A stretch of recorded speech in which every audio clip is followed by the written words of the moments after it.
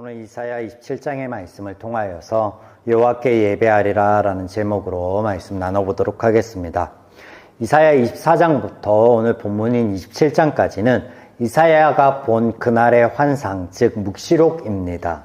오늘 본문에서는 하나님을 포도원지기로 묘사하고 있는데 성경에서는 이같이 하나님을 포도원에서 일하시는 농부로 또 우리는 그 포도나무의 실과 또 가지로 종종 설명하고 묘사하고 있습니다. 자, 본문 3절 말씀 보겠습니다. 나 여호와는 포도원 지기가 됨이여 때때로 물을 주며 밤낮으로 간수하여 아무든지 이를 해치지 못하게 하리로다. 네, 오늘 본문에서도 하나님을 밤낮으로 일하시는 포도원 지기로 소개하고 있습니다. 성경은 이와 같이 하나님을 늘 일하시는 분으로 우리에게 소개시키시고 있습니다. 특별히 포도원 지기됨을 자처하시는 하나님께서 포도원을 위해서 어떤 일들을 하고 계시는지 오늘 본문에서는 소개하고 있으니 우리가 함께 살펴보도록 하겠습니다. 첫 번째, 포도원 지기로서 하나님께서 하실 일입니다. 1절 말씀 보겠습니다. 그날에 여호와께서 그의 견고하고 크고 강한 칼로 날린 뱀 리워야단 곧 꼬불꼬불한 뱀 리워야단을 벌하시며 바다에 있는 용을 죽이시리라. 여기 리워야단이라는 명사가 등장하고 있죠. 이것은 뱀 혹은 용, 악어를 의미하는 단어인데 우리가 창세기나 계시록의 말씀 동일한 표현이 등장하는 것을 통해서 이 존재가 어떤 것을 의미하고 있는지 이미 알고 있습니다. 바로 죄이며 그리고 원흉인 사단이죠. 그래서 이 죄로부터의 구원, 사단으로부터의 구원을 말씀하십니다. 이것이 포도원 지기로서의 하나님께서 포도나무를 위해 하실 일이다 라고 첫 번째로 소개하고 있습니다. 두 번째는 2절부터 6절까지 이어지는 포도원의 노래, 이 안에 있습니다. 6절 보겠습니다. 후일에는 야곱의 뿌리가 박히며 이스라엘의 움이 돋고 꽃이 필 것이라. 그들이 그 결실로 지면을 채우리로다. 어떤 말씀을 하시냐면 포도나무들이 결실을 맺게 할 것이다. 결실을 맺게 될 것이다 라고 말씀하고 있습니다. 조금 더 이 대목을 구체적으로 보도록 하겠습니다. 본문에 등장하고 있는 포도원의 노래는 이사야 5장 1절에서 7절 말씀과 대조를 이루고 있으니 함께 보면 좋을 것 같습니다. 먼저 1절부터 7절까지를 한 번 더 읽어보도록 하겠습니다. 나는 내가 사랑하는 자를 위하여 노래하되 내가 사랑하는 자의 포도원을 노래하리라. 내가 사랑하는 자에게 포도원이 있음이여 심히 기름진 사내로다.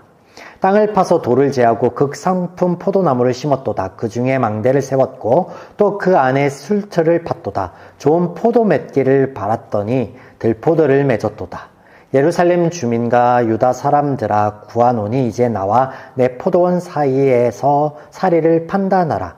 내가 내 포도원을 위하여 행한 것 외에 무엇을 더할 것이 있으랴. 내가 좋은 포도 맺기를 기다렸거늘 들포도를 맺음이 어찌 됨인고. 이제 내가 내 포도원에 어떻게 행할지를 너희에게 이르리라. 내가 그 울타리를 걷어 먹힘을 당하게 하며 그 담을 헐어 짓밟히게 할 것이요. 내가 그것을 황폐하게 하리니 다시는 가지를 자름이나 북을 돋우지 못하여 찔레와 가시가 날 것이며 내가 또 구름에게 명하여 그 위에 비를 내리지 못하게 하리라 하셨으니 물은 만군의 여호와의 포도원은 이스라엘 족속이여 그가 기뻐하시는 나무는 유다 사람이라. 그들에게 정의를 바랐더니 도리어 포악이요 그들에게 공의를 바라셨더니 도리어 부르짖음이었도다. 두 대목에서 포도원 지기이신 하나님께서는 열심히 포도원을 살피시는 일하시는 분으로 공통적으로 소개되고 있습니다. 땅을 파고 고르게 하시며 망대를 세우고 극상품의 포도나무를 심으시는 분으로 이사야 5장에는 소개하고 있고 오늘 본문에서는 물이 끊이지 않도록 시기적절하게 물을 대시며 찔레와 가시를 모아 불살라 버리셔서 열매 맺게 하시는 분으로 소개하고 있습니다. 그렇다면 오늘 본문과 이사야 5장에는 어떤 차이가 있고 무엇이 대조를 이루고 있는지 보겠습니다. 먼저 이사야 5장에서는 열매 맺지 못하였음을 찔레와 가시가 나고 또 비가 내리지 않아 그렇다. 그래서 들포도가 맺어졌다 라고 말씀을 하십니다. 자, 여기에 대한 대조를 이루는 부분이 3절과 4절입니다. 3절 먼저 보겠습니다. 나 여호와는 포도원 지기가 됨이여 때때로 물을 주며 밤낮을 간수하여 아무든지 이를 해치지 못하게 하리로다. 때때로 물을 주며 밤낮 어떤 것도 해치지 못하게 하실 것을 말씀하시므로 5장에서 비가 내리지 않아 결실치 못하였던 것에 해결되는 부분으로 말씀하고 있습니다. 4절 나는 포도원에 대하여 노함이 없나니 찔레와 가시가 나를 대적하여 싸운다 하자 내가 그것을 밟고 모아 불사르리라. 자, 포도나무에 결실을 맺지 못하게 하였던 찔레와 가시를 이것을 만약에 포도나무를 해하고자 한다면 포도나무에 해가 된다면 내가 모아서 이것을 다 불살라 버릴 거다 라고 말씀하고 있습니다.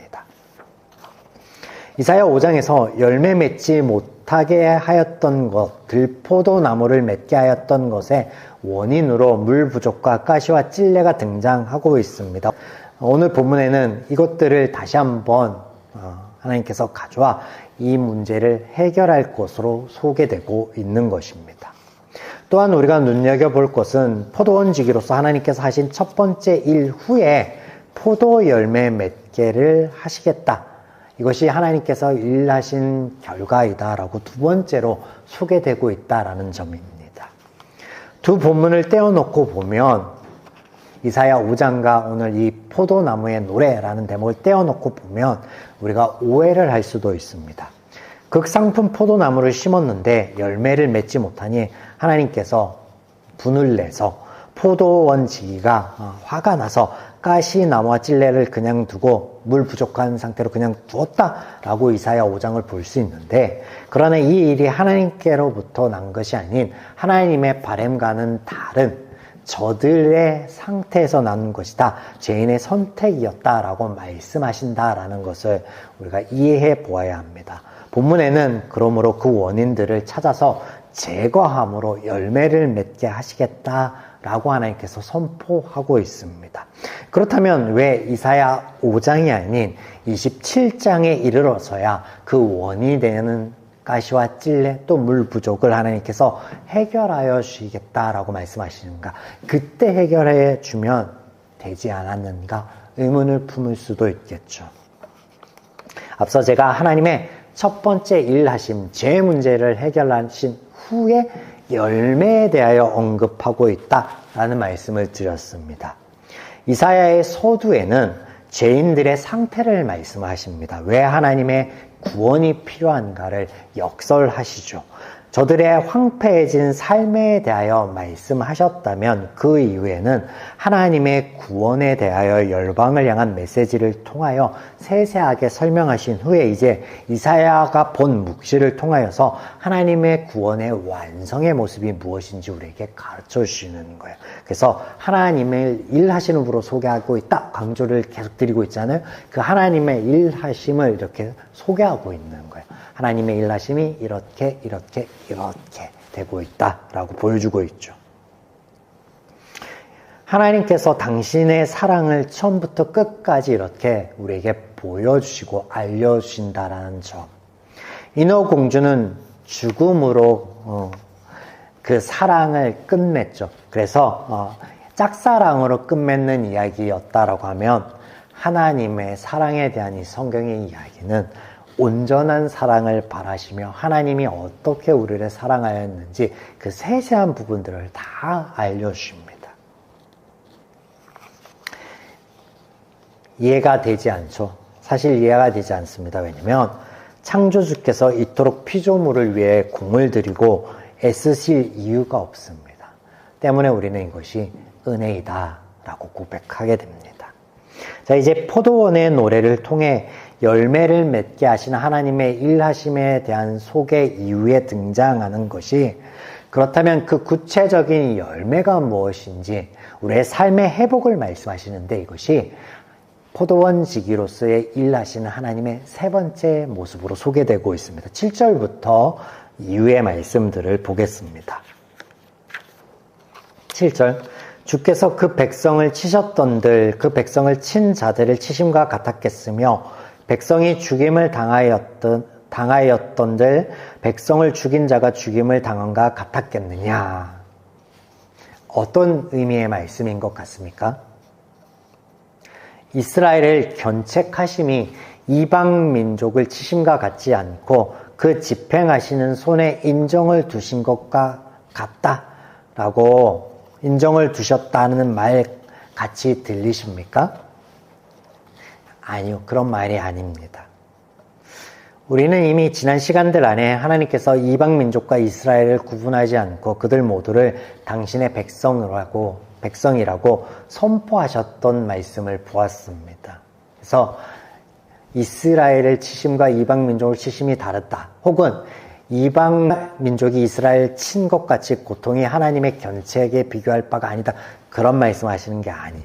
그런 구분이 아니다라는 거예요. 잘 보시면 오늘 이 7절 말씀을 잘 보시면 표현들이 모두 과거형으로 되어 있습니다.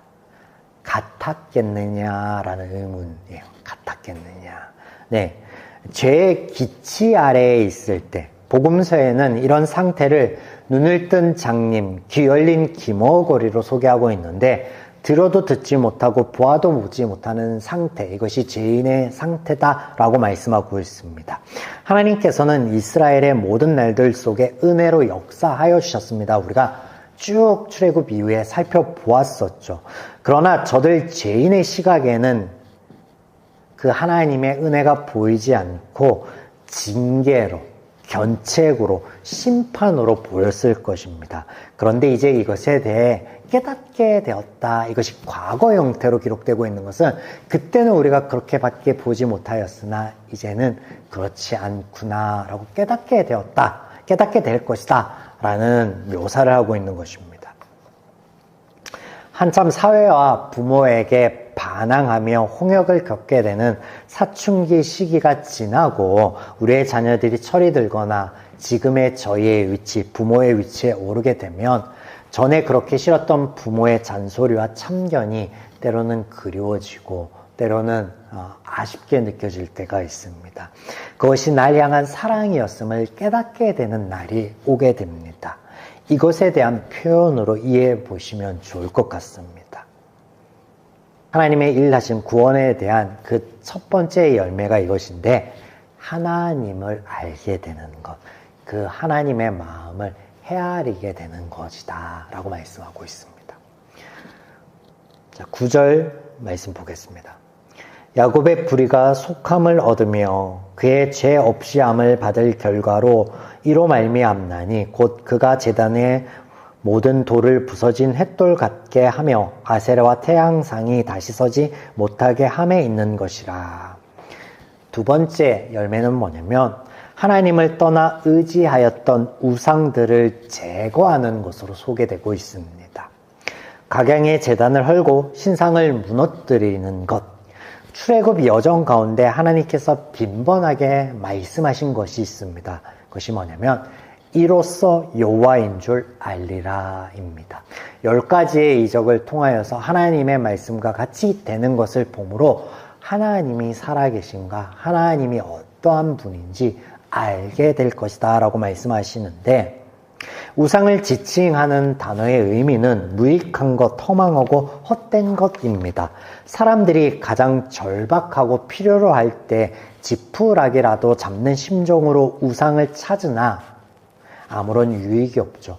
그러나 하나님은 다르다라는 거예요.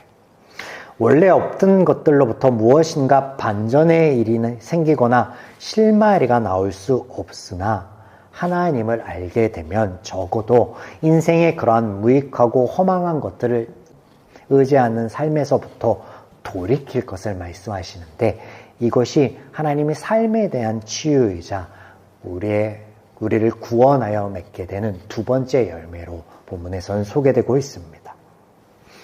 자, 12절과 13절 말씀 보겠습니다. 너희 이스라엘 자손들아 그날의 여호와께서 창일하는 하수에서부터 애굽 시내까지 과실을 떠는 것과 같이 너희를 하나하나 모으시리라. 그날에 큰 나팔을 불리니 아수르 땅에서 멸망하는 자들과 애굽 땅으로 쫓겨난 자들이 돌아와서 예루살렘 성산에서 여호와께 예배하리라. 12절에서는 모일 것을, 또 13절에는 그 모인 자들이 여호와께 예배 드릴 것으로 말씀하십니다. 이 말씀을 이해해 보려고 하면 앞의 내용을 먼저 파악해 볼 필요가 있습니다. 10절과 11절 말씀인데 이것을 보게 되면 견고하였던 성읍이 황폐하게 됨에 대해 묘사하고 있습니다. 견고한 성이 무너져서 황폐하게 된다. 각각의 표현들은 달랐을지 몰라도 이와 같은 말씀들을 지금까지 지속적으로 이사야서에서는 반복하고 있었습니다. 가장 가까웠던 대목부터 보시면 25장 2절에 주께서 성읍을 돌무더기로 만드시며 견고한 성읍을 황폐하게 하시며 외인의 궁성을 성읍이 되지 못하게 하사 영원히 건설되지 못하게 하셨으므로, 또 23장까지 이어지는 열방을 향한 메시지를 여러분들 떠올려 보시면 모두가 각 성읍을 황폐하게 될 것을 묘사하였다라는 것을 우리가 기억해서 떠올려 볼 수 있을 것입니다. 자, 이렇게 이사야서의 성읍이 가리키는 것은 제 기치, 제 가치관, 제 마음입니다. 본문 10절에 성읍이라는 단어도 실제로 관사가 없이 단수형만으로 쓰여 있습니다. 이것이 어떤 의미냐면 불특정 다수를 나타내는 단어입니다. 이미 설명드린 대로 이것은 앞서서 25장 2절에서 말씀하신 성읍일 수도 있고, 그리고 또 그 이전에 열방을 향한 메시지 안에 등장하였던 여러 성읍 중에 하나일 수도 있다라는 거예요. 불특정 다수의 성읍을 가리킨다라는 거예요. 그러므로 이것이 뭐라고요? 제 가치관과 제 원리에 대해서 말씀하시는 거예요. 이것을 철저히 무너뜨려 가루가 되게 하고 흙이 되어 흩어지게 하시겠다라고 말씀하시는 거예요. 재미있는 대목은 제 가치관과 원리가 죄인들의 삶의 성읍이요 성벽이었다면 이제 하나님께서 스스로 성읍이요 성벽이 되어주신다라는 말씀 또한 하십니다. 26장 1절, 그날의 유대 땅에서 이 노래를 부르리라. 우리에게 견고한 성읍이 있음이여 여호와께서 구원의 성벽과 외벽으로 삼으시리로다. 네, 하나님께서 우리의 성벽이 되어주시고 하나님께서 우리의 성읍이 되어주시겠다라고 말씀하고 있습니다. 한 군데 더 보시겠습니다. 이사야 25장 12절, 성벽의 높은 요새를 헐어 땅에 내리시되 진토에 미치게 하시리라. 견고한 성읍이 무너져서 가루가 되어 흙으로 돌아갈 것을 말씀하시는 대목인데, 이런 표현을 동일하게 예수님께서 말씀하셨습니다. 우리가 지난 수요 예배 때 살펴보았습니다. 누가복음 20장 17절에서 18절의 말씀입니다. 그들을 보시며 이르시되 그러면 기록된 바 건축자의 버린 돌이 모퉁이의 머릿돌이 되었느니라 함이 어찌미냐. 무릇 이 돌 위에 떨어지는 자는 깨어지겠고 이 돌이 사람 위에 떨어지면 그를 가루로 만들어 흩으리라 하시니라. 네, 제적 가치관과 원리를 버리는 것으로 성읍이 무너짐을 말씀하신 것처럼 하나님께서 성읍이요 성벽이 되실 것을 말씀하시는 것은 하나님의 말씀의 원리를 따르는 삶을 의미합니다. 이를 위해 철저하게 너의 죄의 가치관과 죄의 기치를 무너뜨리고 흩어놓으시겠다라고 말씀하고 있는 거예요. 자, 이런 은혜를 입은 자들이 하나님을 성읍으로 모여서 12절은 그렇게 회복한 어느 날 이런 모일 것을 말씀하시는데, 이것은 이스라엘의 회복한 어느 날이라고 보기보다는 교회를 가리키는 것으로 우리가 보면 좋을 것 같습니다. 또 13절에는 그렇게 모여서 무엇을 하느냐? 하나님께 예배를 드린다라고 말씀을 하고 있습니다. 그런데 여기에 예배라는 단어는 우리가 아는 그 예배를 가리키는 단어는 아닙니다. 원어 샤하라고 하는 이 단어는 죄기형으로 쓰여져 있습니다. 어떤 의미냐면 스스로 숙이다, 스스로 굽히다, 스스로 엎드리다 라는 의미를 가집니다. 이것이 세 번째 열매로 소개되고 있다라는 점이에요. 그것은 뭐냐면 첫 번째 열매와 두 번째 열매가 선행되어진 후에 나올 열매이다라는 거예요. 즉 하나님을 아는 지식으로 충만하여져서 우리의 삶 가운데 무엇이 선하고 옳은지, 무엇이 무익하고 무엇이 그래서 우리가 의지하지 못할 것인지의 분별이 있을 때 우리의 삶 가운데 그렇게 우리를 위해 애쓰고 열심을 내셨던 그 하나님을 우리가 직시하게 될 때 그때 가지게 되는 우리의 마음에 대한 표현이에요. 그래서 우리의 마음이 열매라는 거예요. 우리의 마음. 자, 이렇게 오늘 포도원 지기로서의 하나님께서 포도원을 위하여 하실 일에 대하여 소개하고 있는데 그 첫 번째는 포도 열매를 맺지 못하게 하는 원인들을 제거하여 주실 것으로 죄 문제를 해결하여 주실 것을 말씀하셨고 그렇게 해서 열매를 맺을 것, 구원받을 것에 대해서 두 번째 말씀하셨으며 세 번째는 그 구원의 열매, 실질적으로 우리 삶 가운데 맺을 열매는 하나님을 아는 것, 하나님을 알아서 우리가 우상을 의지하지 않는 것, 삶 가운데 헛된 것들을 바라고 그것에 목매지 않게 하실 것에 말씀하셨으며 그리고 그런 가정 가운데 깨닫게 되는 그 하나님을 통하여 우리가 그 하나님 앞에 고개 숙이게 되는 우리의 마음을 말씀하십니다. 사랑하는 여러분, 오늘 나눈 이 말씀을 의지하여서 우리의 삶이 이 하나님의 바람처럼 열매 맺는 이어지는 우리의 한 주의 발걸음이기를 주님의 이름으로 축원드립니다.